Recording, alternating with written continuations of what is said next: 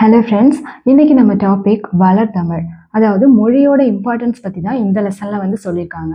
இப்போ மனுஷங்களை மற்ற உயிரினங்கள்லேருந்து வேறுபடுத்தி காட்டுறதே வந்து மொழி தான். இப்போ நம்ம சிந்திக்கிறதா இருக்கட்டும், அதை நம்ம மற்றவங்க கிட்ட வெளிப்படுத்துறதா இருக்கட்டும், இல்லை ஒருத்தவங்களோட ஐடியாலஜியை நம்ம கேட்கறதா இருக்கட்டும், இல்லை நம்ம ஒருத்தவங்களோட கான்வர்சேஷன் பண்ணுறதா இருக்கட்டும், இந்த மாதிரி எல்லாத்துக்குமே பேசிக்காக இருக்கிறது வந்து மொழி தான். அப்போது உலகத்தில் 6000க்கும் மேற்பட்ட மொழிகள் இருக்குது. அதில் ஒரு சில மொழிகளுக்கு மட்டும்தான் பேச்சு வடிவம், எழுத்து வடிவம் அது ரெண்டுமே இருக்குது. அதே மாதிரி தான் நம்மளோட தமிழ் பேச்சு வடிவம், எழுத்து வடிவம், இலக்கியம், இலக்கணம் அப்படின்னு எல்லா சிறப்போடையும் இருக்கிறதுனால அதை நாம செம்மொழி அப்படின்னு சொல்லி பெருமைப்படுத்தியிருக்கோம். தமிழை பற்றி பாரதியார் என்ன சொல்லியிருக்காரு அப்படின்னா, யாமறிந்த மொழிகளிலே தமிழ் மொழி போல் இனிதாவது எங்கும் காணோம் அப்படின்னு சொல்லியிருக்காரு. அதாவது அவருக்கு எத்தனையோ மொழிகள் தெரிஞ்சிருந்தாலும் அதுல ஒன் ஆஃப் த பெஸ்டா வந்து அவர் தமிழை தான் வந்து மென்ஷன் பண்ணியிருக்காரு. அது மட்டும் இல்லாம என்று பிறந்தவள் என்று உணராதவள், அதாவது தமிழ் மொழி அப்படிங்கிறது எத்தனை வருஷத்துக்கு முன்னாடி வந்துச்சு அப்படிங்கிறதே நம்மளால வந்து இன்னும் ஃபைன் பண்ண முடியல அப்படின்னு சொல்லியிருக்காங்க. ஏன்னா தமிழ்ல நமக்கு கிடைச்ச முதல் நூலே வந்து தொல்காப்பியம். தொல்காப்பியம் அப்படிங்கிறது வந்து ஒரு இலக்கண நூல். அப்போ இலக்கணம் அப்படிங்கிறது எப்பவுமே இலக்கியத்துக்கு அப்புறம் தான் வரும். அப்போ அதுக்கு முன்னாடியே ஏதாவது இலக்கிய நூல் இருந்திருக்கணும். ஆனா அதை பத்தின எவிடன்ஸ் வந்து நமக்கு எதுவுமே கிடைக்கல. அப்படிங்கிறதுனால தமிழ் வந்து எப்போ தோன்றின மொழி அப்படிங்கிறதே வந்து நமக்கு தெரியாது அப்படிங்கிறத சொல்லியிருக்காங்க. தமிழ் வந்து ரொம்ப எளிமையான மொழி. ஏன்னா இப்போ மற்ற மொழிகள் வந்து எழுதுறதுக்கு சம்டைம்ஸ் வந்து கொஞ்சம் டிஃபிகல்ட்டியா இருக்கும். ஏன்னா அதோட லெட்டர்ஸ் வந்து கொஞ்சம் காம்ப்ளிகேட்டடா இருக்கலாம். ஆனா தமிழ் வந்து அந்த மாதிரி இல்லை. தமிழ் வந்து எழுதுறதுக்கு கூட ரொம்ப ஈஸியா தான் இருக்கும். ஏன்னா இதோட எழுத்துக்கள்லாம் பார்த்தீங்க அப்படின்னா வலஞ்சுழி எழுத்துக்கள், அதாவது கிளாக் வைஸ் டைரக்ஷன்ல தான் வந்து எல்லா லெட்டர்ஸையுமே நாம எழுதுவோம். அதனால தமிழ் அப்படிங்கிறது வந்து ரொம்ப எளிமையான மொழி. அதே மாதிரி தமிழ் அப்படிங்கிறது ரொம்ப ஒரு ஒழுங்கான மொழியா இருக்கு அப்படின்னு சொல்லியிருக்காங்க. ஏன்னா இதுக்கு ஒரு எக்ஸாம்பிள் பார்க்கலாம். பாகற்காய். பாகற்காய் அப்படிங்கிறத பிரிச்சு பார்த்தோம் அப்படின்னா இனிப்பு அல்லாத காய் அப்படிங்கிற மீனிங்ல தான் அது வரும். இப்போ பாகற்காய் அப்படிங்கிறது ஆக்சுவலா ஒரு கசப்பான காய் தான். அப்போ நாம அதை கசப்பு காய் அப்படின்னு தான் சொல்லியிருக்கணும். ஆனா கசப்பு அப்படிங்கிறத கூட நம்ம நெகட்டிவா சொல்ல வேண்டாம் அப்படிங்கிறதுக்காக அதை வேற விதமா எப்படி சொல்லியிருக்காங்க அப்படின்னா இனிப்பு அல்லாத காய். ஸோ இந்த மாதிரி ஒரு நெகட்டிவிட்டியை கூட தமிழ் வந்து வேற விதமா அதை அழகா வந்து மாத்தி காட்டுது. அதே மாதிரி தமிழ் அப்படிங்கிறது வந்து ஒரு பலமான மொழி. ஏன்னா தமிழ்ல வந்து இலக்கியங்கள், இலக்கணங்கள், காப்பியங்கள், திருக்குறள், நாலடியார், புறநானூறு, எட்டுத்தொகை, பத்துப்பாட்டு, சிலப்பதிகாரம், மணிமேகலை, இந்த மாதிரி எக்கச்சக்கமான நூல்கள் இருக்கு. அது எல்லாத்துலேயுமே வாழ்க்கைக்கு தேவையான அனைத்து விஷயங்களையும் சொல்லியிருக்காங்க. அது மட்டும் இல்லாம தமிழ்ல வந்து அழகழகா நிறைய வார்த்தைகள் இருக்கு.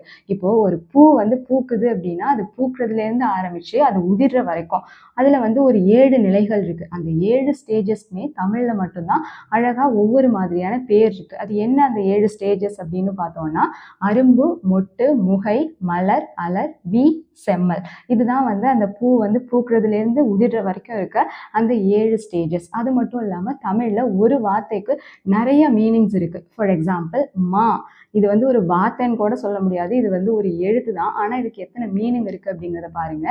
மா அப்படின்னு எடுத்துக்கிட்டோம்னா அதுக்கு வந்து மரம், விலங்கு, பெரிய, திருமகள், அழகு, அளவு, அளத்தல், வண்டு, வயல், துகள், இது எல்லாமே வந்து இந்த ஒரே வார்த்தைக்கான மீனிங் தான். ஸோ இதனால தமிழ் வந்து ஒரு வளமையான மொழி அப்படின்னு சொல்லலாம். அதுக்கு அடுத்தது தமிழ் வந்து ஒரு புதுமையான மொழி. ஏன்னா தமிழ் வந்து காலத்துக்கு ஏற்ற மாதிரி அதை அப்டேட் பண்ணிட்டே இருக்கு. இப்போ முன்னாடியெல்லாம் வந்து தமிழ் அப்படின்னாலே அது வெறும் புராண கதை தான் இருக்கும் அப்படிங்கிற கதையெல்லாம் இப்போ வந்து மாறி போச்சு. இப்போ நம்ம தமிழ் புக்கை படிச்சுட்டு இருக்கோமா இல்லை சயின்ஸ் புக்கை படிச்சுட்டு இருக்கோமா அப்படின்னு நம்மளே வந்து கன்ஃபியூஸ் ஆகுற அளவுக்கு தமிழ் வந்து ரொம்ப அப்டேட் ஆயிருக்கு. ஏன்னா இப்போ சயின்ஸ்லயா இருக்கட்டும் இல்லை வேற ஏதாவது ஒரு விஷயத்துல வேற ஏதாவது ஒரு துறையில புதுசா எவ்வளவுதெல்லாம் இன்வென்ஷன்ஸ் வருதோ அது எல்லாத்தையுமே வந்து தமிழ்ல வந்து தமிழ் டெக்ஸ்ட்லயுமே வந்து இன்க்ளூட் பண்ணியிருக்காங்க.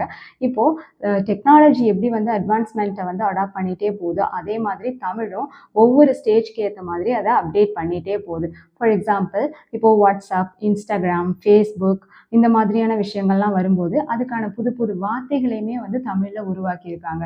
வாட்ஸ்அப் அப்படின்னா வந்து புலனம், ஃபேஸ்புக் அப்படின்னா வந்து முகநூல், சர்ச் இன்ஜின் அப்படின்னா வந்து தேடு பொறி, இந்த மாதிரி புதுசான விஷயங்கள் வரும்போது அதுக்கான தமிழ் வார்த்தைகளையுமே வந்து ஏன் வந்து அப்படி சொல்றோம் அப்படின்னா இப்போ கம்ப்யூட்டர்ல தமிழ் வந்து யூஸ் பண்ற மாதிரியான தமிழ் லெட்டர்ஸை நம்பர்ஸா வந்து மாற்றி நம்பர்ஸா கன்வெர்ட் பண்ணி கூட தமிழ் மொழியை வந்து வளர்த்துட்டு இருக்காங்க. அதனால தமிழ் வந்து ஒரு தொழில்நுட்ப மொழி அப்படின்னு. இப்போ தமிழோட சிறப்புகளை பத்தி அடிஷ்னலா கொஞ்சம் பாயிண்ட்ஸ் பார்க்கலாம்.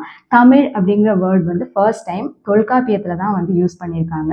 தமிழன் கிழவியும் அப்படிங்கிற அந்த ஸ்டேட்மெண்ட்ல. அதே மாதிரி தமிழ்நாடு அப்படிங்கிற ஒரு வேர்டை வந்து சிலப்பதிகாரத்துல வஞ்சி காண்டத்துல தான் வந்து ஃபர்ஸ்ட் டைம் யூஸ் பண்ணியிருக்காங்க. இமிழ்கடல் வேலியை தமிழ்நாடாக்கிய அப்படிங்கிற ஒரு ஸ்டேட்மெண்ட் மூலமா. அதே மாதிரி தமிழன் அப்படிங்கிற வேர்டை வந்து அப்பர் தேவாரத்துல தான் வந்து ஃபர்ஸ்ட் டைம் யூஸ் பண்ணியிருக்காங்க. தமிழன் கண்டாய் அப்படிங்கிற ஒரு சென்டென்ஸ் மூலமா.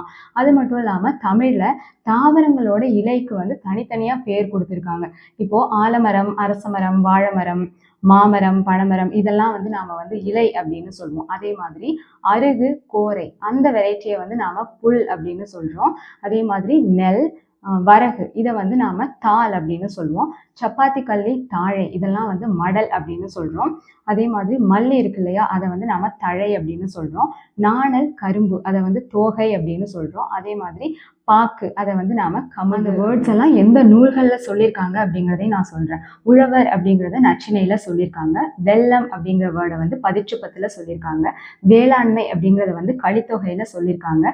முதலை, பாம்பு, மீன், செய் இது எல்லாத்தையும் வந்து குறுந்தொகையில சொல்லியிருக்காங்க. பார் அப்படிங்கிற வார்த்தையை வந்து பெருமானாற்றுப்படையில வந்து சொல்லியிருக்காங்க. அரசு அப்படிங்கிற வார்த்தையை வந்து திருக்குறள்ல சொல்லியிருக்காங்க.